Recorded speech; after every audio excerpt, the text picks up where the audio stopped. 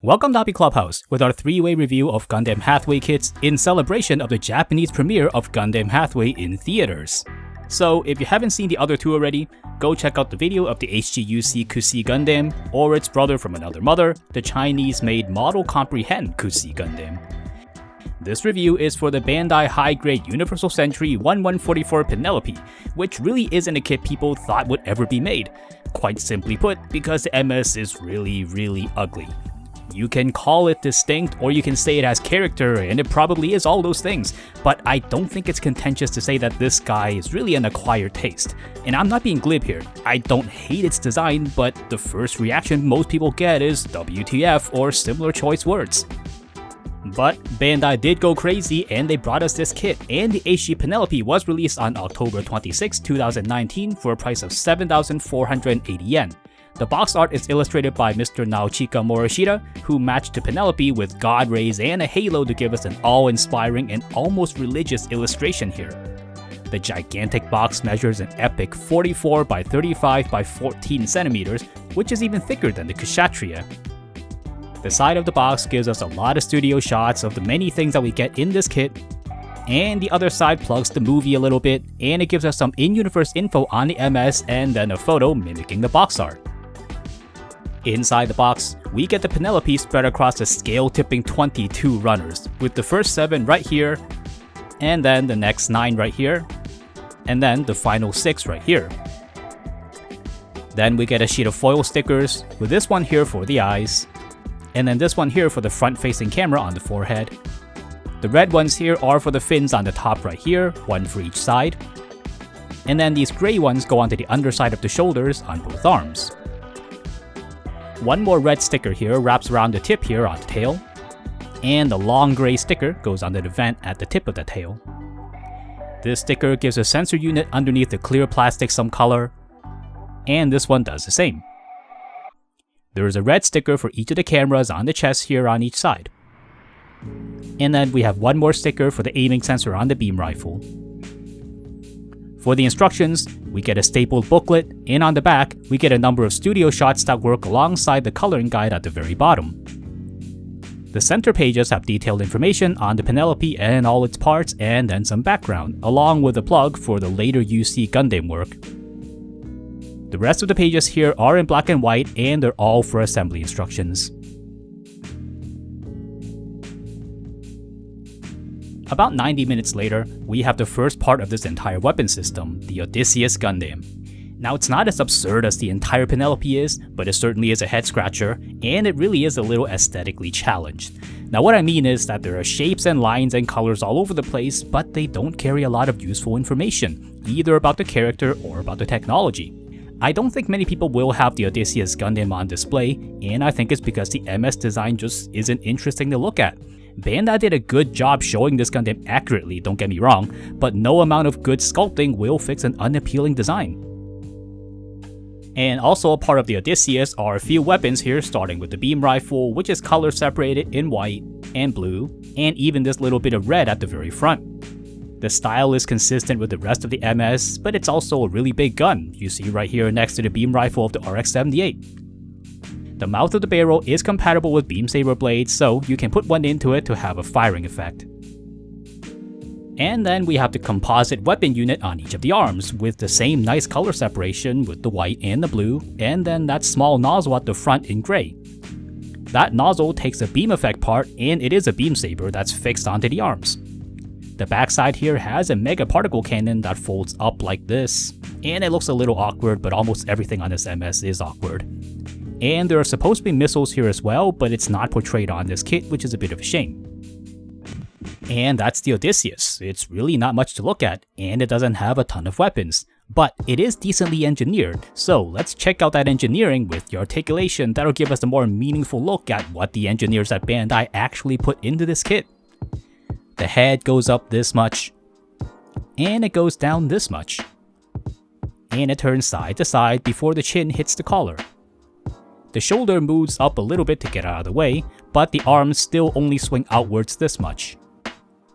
The entire arm can swing around a full circle with nothing getting in the way. And the biceps allow a full rotation of the arms. Additionally, the lower arms can rotate a full circle.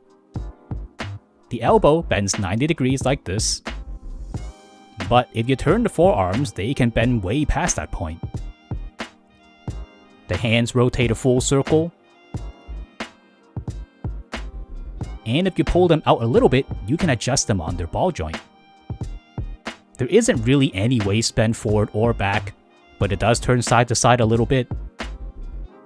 The front skirts can lift up over 90 degrees, and the side skirts can also go up 90 degrees, which is great. The back skirt is split into two halves and they can move on two axes. The legs swing outwards only this much because it's on a ball joint. And that lets you rotate the leg a little bit side to side as well. The leg kicks forward 90 degrees. And it goes back quite a lot thanks to the moving back skirt. The knees bend 180 degrees on their double joint. And the foot goes up this much.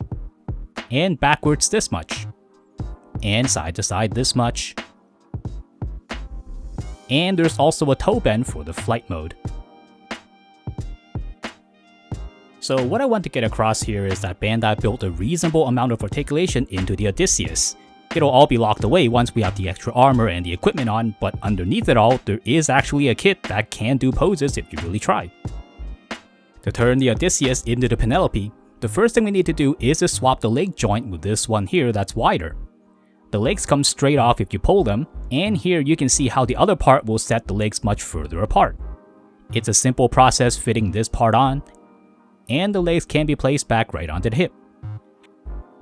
Next, the entire shoulder slides out like this, which also reveals two rectangular holes for the extra armor later on.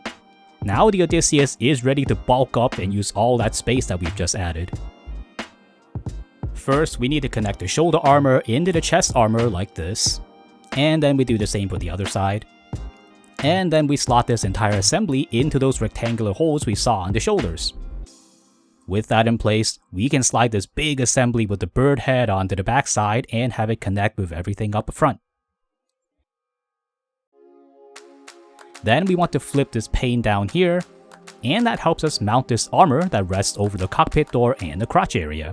This gives us two new ball joints where we'll connect the giant outer skirt armor parts. The legs get some red platforms, one for the toe area and one for the heels. Then the awkward support leg here can be flipped down. Next, we add this giant outer armor onto the outside of the leg. And then there's one that goes under the back. And that gives us the Penelope, which we're all here to see. Now, not only is it tall, but it sticks out in all different directions, and it looks like a different MS right now, with the Odysseus completely covered underneath all that crazy bird armor. Somehow, Bandai managed to make a model kit with that iconic visual chaos, with all kinds of geometric shapes overlapping each other, and they interrupt, and they merge, and they are complicated to the point where you can't tell where shapes begin and where they end. Really, because of how this thing looks, it's a challenge to break this design into logical components with your eyes. It's crazy, it's confusing, and it goes against all sensible design rules, and it's exactly why you want to own this. You want to experience that outrageous, that offensive visual impact. But the Penelope isn't just all looks, and it does have some functional bits, like these panels here on the shoulders, which you can pull out, and then you can place back on the higher up slot right here, putting it into its firing mode for the funnel missiles. It's strange how the Model Comprehend Xi added this original gimmick, and then the HG Penelope has it for real. And nearby, we have these guns which sit on ball joints and a hinge, which allows you to easily flip them forward into a firing position. They're more like mounted guns than anything, but it sort of makes sense on a gigantic mobile suit that isn't too agile. You can connect the beam effect parts onto here too to get a firing effect. Then on the protruding chest armor, you can lift these armor panels off right here, and you can replace them with these vent details. The kits and the instructions don't say why there are these two options, and all they tell you is that you can choose which look you prefer. The tail in the back here is articulated, with the bottom section pivoting on a single axis, and then this top section here also movable. And here's a quick look at the inner side of the front skirt, which has all these funnel missile details molded right into it. This is a very visible part of the kit, and it's great that Bandai didn't just leave this base hollow or have this piece in plain white. And actually, that's mainly it for the Penelope as an MS. There is a lot of stuff added onto it, so there's a ton of things to see and get your eyes lost in, but it really doesn't add a ton of crazy functions. Now there are still some other alternate forms though, so let's reconfigure it into its flight mode. First, we want to find these two really white and uncolored support arms on the back right here, and if you notice those little slits on the side of the thighs, that's precisely where we need to flip up the legs and attach these support arms into.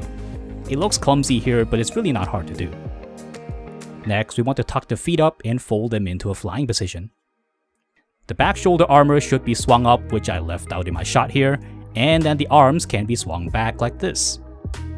The front armor can be flipped up like this, and then we'll fold the blade antenna upwards on the head and out of the way, so that the giant bird head can be pulled forward and go over the entire head like this. Then you can flip up the front skirts, and then extend the tail at the back to complete the transformation. In its flight mode, the Penelope doesn't look that different, but it is really long. Taking my tape measure here, pulling it from tip to tail, we get an insane 43 centimeters of length, so I sure hope you have a lot of shelf space. This thing is so big that the stand struggles to keep it balanced. The front profile of it gives us a crazy star silhouette, and it calls to mind mobile armor like the Alpha Azieru. And I suppose with the bird head now in a straight continuous line all the way down to the tail, the overall shape of the Penelope does become quite like something like a mythical beast. I won't say it's cool because I'm not sure what this is supposed to be, but it's also hard to not keep looking at it. In the same way it's hard to stop looking at a snake with two heads. And somehow, this big unwieldy mess of an MS still has another form where we need to strip it back down to the Odysseus Gundam right here, and then we'll take this frame right here and mount everything we've just taken off into the fixed flight unit. First, we'll slide this half of the frame into the back unit with the bird head like this. And then the chest piece goes in their front like this.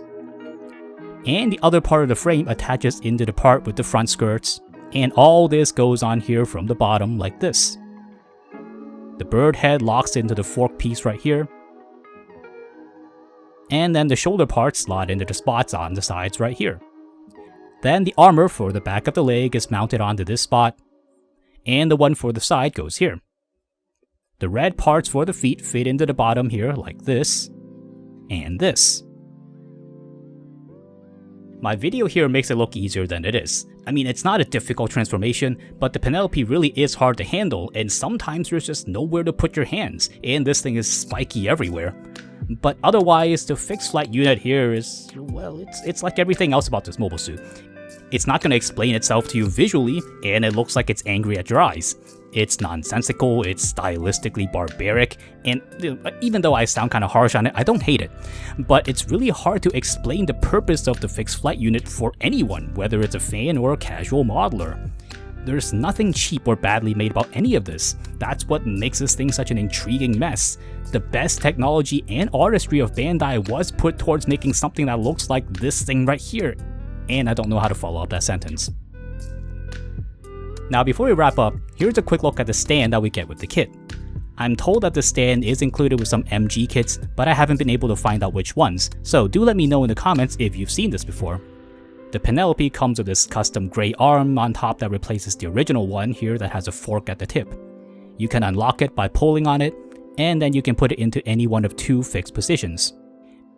Because of this wide peg, the Penelope will only work with the stand and none of the other action bases, unfortunately.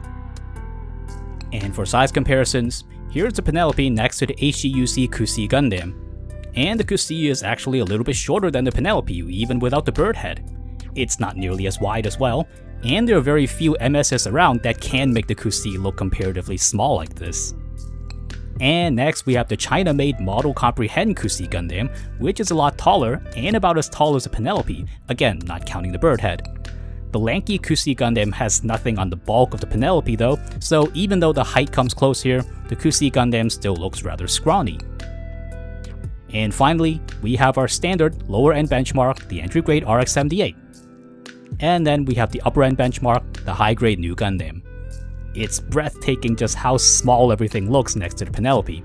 It's like a mobile armor next to the dinky RX-78, and it's not just the height but the volume that makes even the new Gundam look small here. This will probably be the biggest size difference unless I decide to review the Dendro BM or the Neo Zeon one day. With all that said, here's a Hobby Clubhouse 3-point verdict on the Bandai high-grade Universal Century 1144 Penelope. Number 1, the ugliness is the selling point. Don't let anyone tell you that this is some sort of sophisticated design that only people with taste will understand or some other Emperor's New Clothes mumbo-jumbo. The designs in Hathaway's Flash's old novel have always been ugly and they've always been outrageous, and they're so pointy that they can blind you. And for many years we teased Bandai and we dared them to make these kits, thinking it was pretty funny because they never really do it, right? Because Bandai won't even make a Gundam Leopard for God's sake. And then Bandai called their bluff and now we have this kit. So maybe that's why you're among the people who feel obliged to buy one, and I think that's a perfectly good reason. And number 2, it's unwieldy and it's impossible to handle. When you have your hands on this kit, you're going to struggle to do even simple things with it. There's nowhere to put your hands or grip the kit, and it's so hard to pose and even harder to turn into the flight mode or the separate fixed flight unit. It's something you're going to pose once and then you're never going to want to touch it again unless you really have to. This kit is for looking and not much for touching. And number 3, it's actually a good HG kit. So let's put the design aside and consider this purely as an HG kit. In that light, it's very well made. It's colorful, it stays together really well considering its complexity, and the parts are all carefully designed so they won't snap or break when you rearrange it into its many forms. The strange look of this kit really hides all the great work that the engineers put into this kit, and I think that deserves some more recognition here, so good job Bandai. So that's a review of the HG Penelope. Not everyone's gonna have the stomach for its design, and of the people who do, not everyone's gonna have the shelf space for this crazy space piece, but no one would ever dare call it bland or uninteresting. Thank you so much for watching.